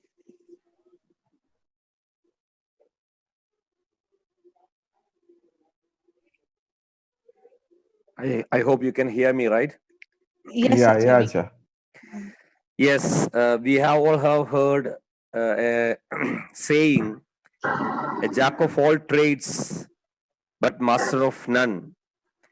In fact, our dear Mr. Delin Matthew was sharing with us how many areas our career can, the horizon, how big it is. He spoke to us about 150 different possibilities that we have today. And if you can just see his website, how beautifully he has depicted the whole thing. I simply liked one of the things that he said, excel in what you do today. And he also mentioned the different possibilities of career that you have in your lifespan. You would have chosen different ones. So it was an eye-opener. In fact, I appreciate Mr. Delin for giving a clear picture of what is there today available to our dear youngsters who have taken part in this. And naturally, there will be many more who will be looking into this video also later through Marthoma Margam YouTube channel. When I conclude, I wished if our youth, youngsters, all of us do this course, do this counseling before they decide about their future, especially about their career. Also, those who have already done something or other, will do this counseling to make sure that they are on the right track. Also, those who are thinking of changing their career or not sure what to do in the future, they still do this counseling. And when I conclude, this session is facilitated by our Sandom Youth Movement. The enthusiasm Father Anselo has taken in order to do this, and the youngsters who have done their job so fantastically well, and everyone who have attended this counseling session so keenly, also through the YouTube channel Marthoma Margam. A great appreciation also from the part of our bishop. He was very keenly attending throughout the session. Now, because it's going to be 8 or just 8 o'clock, he has gone for the prayers. So he also conveys his regards to everyone. And I wish and pray that our youngsters find a great career in their life. With clarity of mind, they go ahead in their life. Once more, thank you so much, Mr. Dilin. Thank you so much, Sandum Youth Movement, the organizers, Father Anselm, and Father Bito, and to all the participants, thank you so much for being here. God bless you. I just forgot to say only one small thing. Thank God that Dilin did not mention about priesthood as one of the career. Because that is a vocation. And it is also an occasion maybe for the youngsters to think about that vocation. It's, but no matter whether it is a vocation or career, think also to pray to God before you take any decision, that God also give the enlightenment to you what you should become. So in the prayers, keep this intention also for the enlightenment, that God gives us the right path. God bless you. Thank you. Thank you. Thank you so much, Thank you. Francis Sacha. I now invite our Santom Youth Movement Director, Father Anselo, to speak regarding the session. Anselo Sacha, over to you. Yeah. I'm so happy to be here for this particular session. Especially sincere gratitude to Tatil Pidav and Francis Sachan for their valuable time with Sandom Youth Movement. With youngsters, I would like to say that. So loving Derin sir, when you had the dream on this particular topic, I think he has just mentioned about all these things to me. We know that he is on duty, I think, not at resigned, isn't it, sir? Have you given the resignation? Yes, I'm retired now. Ah, I'm retired. Yeah.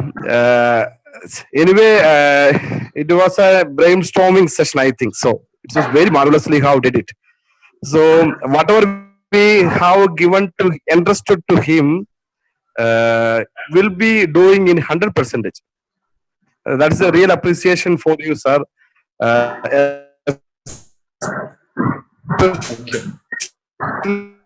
I would like to say to these, and whatever I have said to him and whatever I have entrusted to him, he is doing not in the minimum but in the maximum.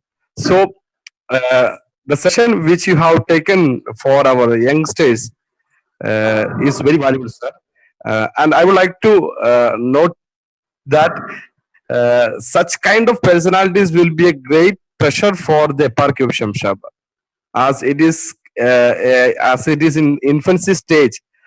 Such personalities will be a great treasure for the Eparchy of Shamshabad.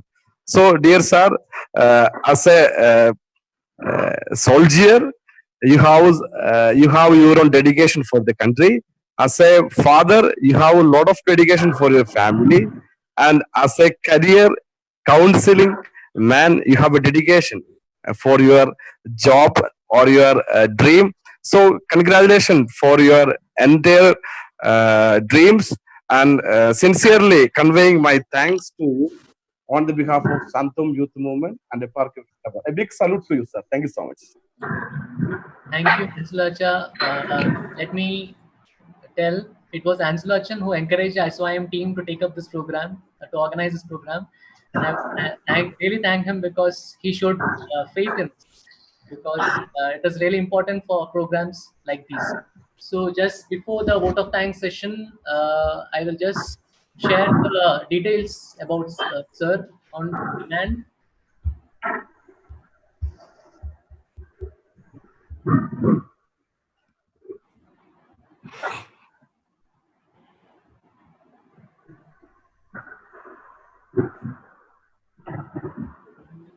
You can note it down, please, and you can contact them for further clarifications or doubts. You can make a screenshot, then it will be easy. Yes.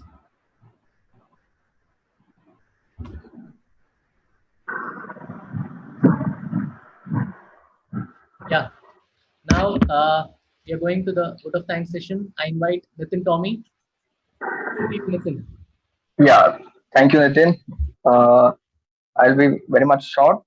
First of all, good evening to His Excellency Mar Rafael Tatil, Bishop of Eparchy of Samshabad, Protos Insulis Father Francis Elvathingal, our dear Eparchial Youth Director Father Anselo, and Speaker of the Day, Delin Sir. First of all, I would like to thank Bishop for encouraging and supporting us since we first mentioned the idea of conducting a program for our youth, and needless to mention the constant guidance on various ways to make the session more effective. I would like to thank Speaker of the Day, Lieutenant Colonel Delin Matthew, for such an enriching and eye-opening session that you have delivered. And I'm sure that this would have been a benefit of the youth and parents of the Eparchy. And I would like to thank our audience for being with us patiently, and we hope this session is going to help you make an apt choice in your careers. And last but definitely not the least, youth director for this idea and for arranging a right person at the right time for the session. Thank you very much, Asha. Thanks to all. Thank you, Nitin. I once again thank all the participants for your cooperation and wish you all the best for future endeavors. I know we are late, but the queries that poured in were unstoppable. So I think you have noted down his number, the email ID, the website, and you can follow him. You can for future endeavors, you can contact him. So on behalf of the entire SY team, I would also like to thank the technical team which worked behind for arranging the YouTube streaming and all, especially Bittu Achan, Jaran Joseph, and Jabin Joseph, who they really worked hard. And Anselo Achan, Francis Achan, Pidav, everyone. And on behalf of the entire SYM team, thank you so much, participants. Thank you, sir. I think we can end the session. Thank you, everyone. Thank you. All the best to all the students. Thank you and all the best. Thank you so Okay. much. Thank you. Just a moment before we end, I think we would like to conclude with a Hail Mary for God's presence throughout the session, not having any much difficulties in conducting and getting through. I think we can all together say a Hail Mary. Hail Mary, full of full of grace. grace. The The Lord is with you. Blessed Blessed are are you you among among women, women, and blessed and is Blessed is the the fruit fruit of of your your womb, womb, Jesus. Jesus. Holy Holy Mary, Mary, Mary, Mother of Hail, God, Mother of God, pray for pray us for us sinners, sinners, now now now and and at at the the hour hour of of our our death. death. Amen. Thank you all. Have a good Thank you. night. Thank you all. Good night. Bye bye, dear youngsters. Bye. Bye. Bye.